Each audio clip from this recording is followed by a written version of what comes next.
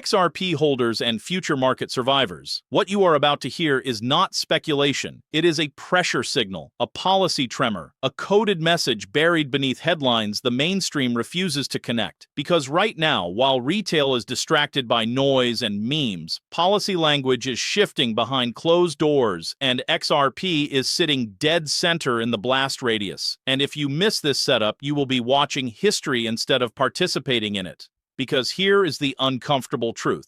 Governments do not move fast. Institutions do not speak casually. And regulators never change tone unless something massive is already in motion. And over the last few weeks, the tone around digital assets, cross-border settlement, liquidity corridors, and regulatory clarity has quietly but aggressively pivoted in a way that screams preparation, not experimentation. And XRP holders are watching because they understand one thing the crowd does not. XRP is not a retail toy, it is a policy asset. And when policy signals start flashing this hard, you pay attention or you get left behind. And ask yourself this extreme question right now. Why would the SEC soften language around secondary market clarity, while global institutions like the IMF and BIS suddenly accelerate conversations around tokenized liquidity and real-time settlement? Why would BlackRock openly discuss blockchain rails for finance, while Ripple executives are appearing more confident than they have in years? WTF is actually going on here because this changes everything. And before we go any further, do not forget to like this video, subscribe to the channel, and turn on notifications right now, because what we are breaking down today is not short-term hype. It is a long-term positioning move that most people will only understand after price reacts. And if you stay to the end, you will understand why certain XRP wallets are not selling, why policymakers are choosing their words carefully, and why the silence from mainstream crypto media is the loudest confirmation signal of all. Because while they argue about charts, insiders are watching policy drafts, enforcement pauses, international coordination language, and the subtle retreat from hostility that only happens when infrastructure is already chosen. And I am telling you right now, the people who win this cycle are not the loudest. They are the most patient, the most informed, and the most positioned before the announcement hits. And as we move forward, you are going to see how regulatory posture, institutional alignment, and global settlement needs are converging on XRP in a way that feels almost unreal, almost staged, almost too obvious once you see it. But first, you need to understand the data and the authority behind these signals, because this is not random. This is orchestration hiding in plain sight.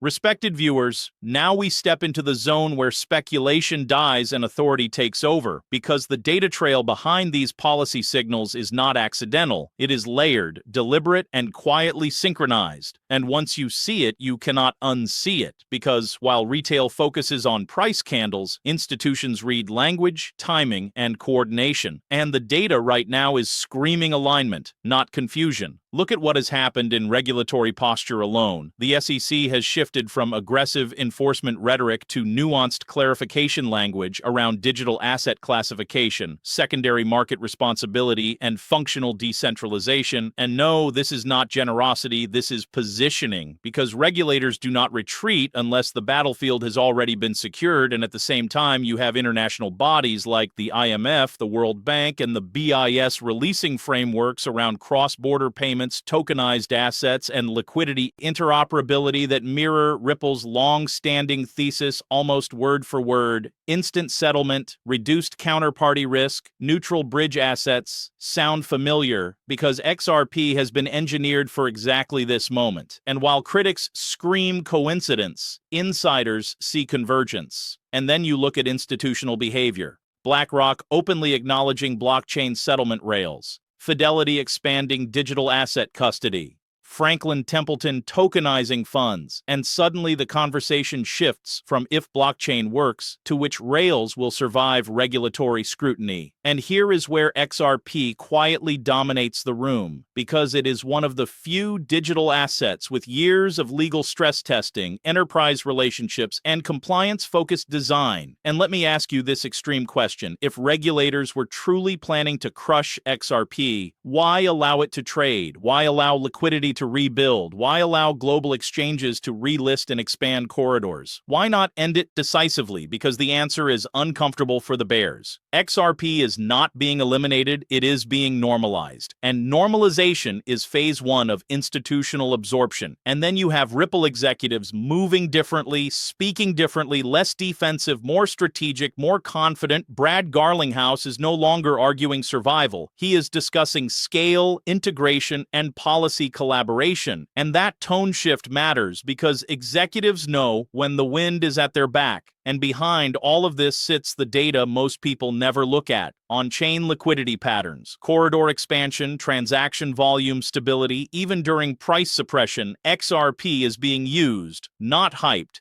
and usage always precedes repricing. Always. And while mainstream crypto media avoids this topic because it does not fit the quick pump narrative, policymakers and institutions are quietly aligning around infrastructure that already exists, already works, and already fits regulatory frameworks. And that is why XRP holders are watching policy signals so closely, because policy moves first, price follows later. And when price finally reacts, it does so violently, leaving no room for late entries. And as we move into the next section, you need to understand the catalyst that could flip this entire narrative overnight and the FUD mechanisms that will activate to shake weak hands before that happens. Because this is where things get aggressive, deceptive, and psychological.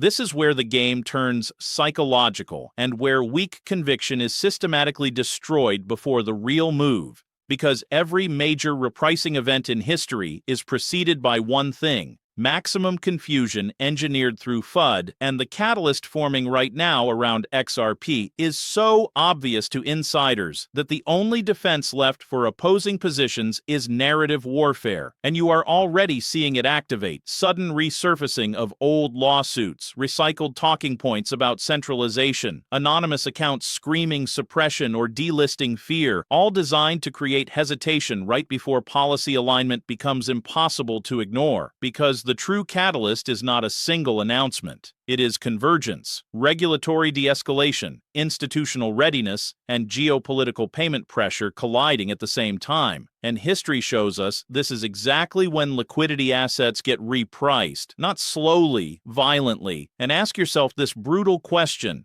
what happens when one major jurisdiction publicly signals regulatory clarity for cross-border digital settlement while another announces tokenized treasury or IMF-aligned liquidity corridors? What happens when a large bank or asset manager quietly confirms usage of blockchain rails that require instant settlement and neutral bridge assets? Because when that happens, the narrative flips overnight from why XRP to why not XRP, and that is when FUD goes nuclear, because bears do not fight price. They fight conviction. They flood the zone with doubt right before confirmation. And you need to understand this playbook. First comes silence. Then comes uncertainty, then comes panic, and only after retail exits does confirmation arrive. And that is why you see contradictory headlines on the same day, one claiming regulatory danger, another hinting at institutional adoption designed to paralyze decision-making. And this is not theory. This is exactly what happened before Bitcoin ETF approval, before Ethereum's institutional embrace, and before every major liquidity event in modern markets. And XRP is especially vulnerable to this tactic because of its long legal history, which makes recycled fear feel fresh even when nothing has materially changed. And here is your FUD defense. Follow actions, not words. Regulators easing tone is action. Institutions expanding blockchain products is action. Ripple expanding corridors is action. On-chain usage persisting through volatility is action, while anonymous tweets and recycled headlines are noise. And when you see fear spike without corresponding negative action, that is not a warning. That is an opportunity signal, because markets punish impatience and reward preparation. And as we move into the final section, you are going to see why price suppression narratives collapse under basic liquidity math, and why the final warning for XRP holders is not about downside, it is about missing the repricing window entirely.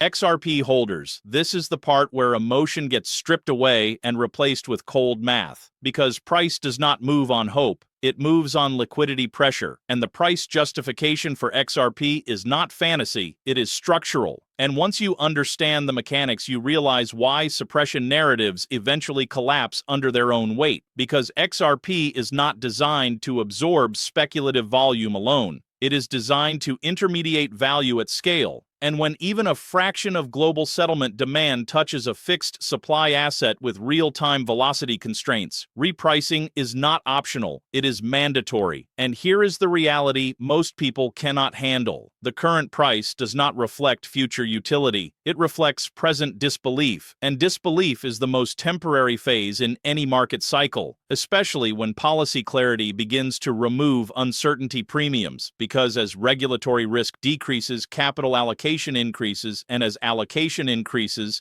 liquidity stress builds, and XRP's supply dynamics do not forgive hesitation. Escrow schedules are known, circulating supply is transparent, and demand does not need to explode to force repricing. It only needs to persist. And that is where the final warning comes in, because the danger for XRP holders is not volatility, it is complacency. It is assuming you will have time after confirmation. It is believing price will politely wait for consensus, and markets never do that. They gap, they shock, they invalidate disbelief in minutes, not months. And when that happens, narratives will flip instantly. The same voices mocking XRP today will claim they always believed. Institutions will announce partnerships that were signed months earlier, and retail will chase at levels that feel unreal compared to now. And ask yourself this final extreme question. If XRP truly had no future, why does it remain the most discussed, litigated, and institutionally referenced digital asset in policy conversations?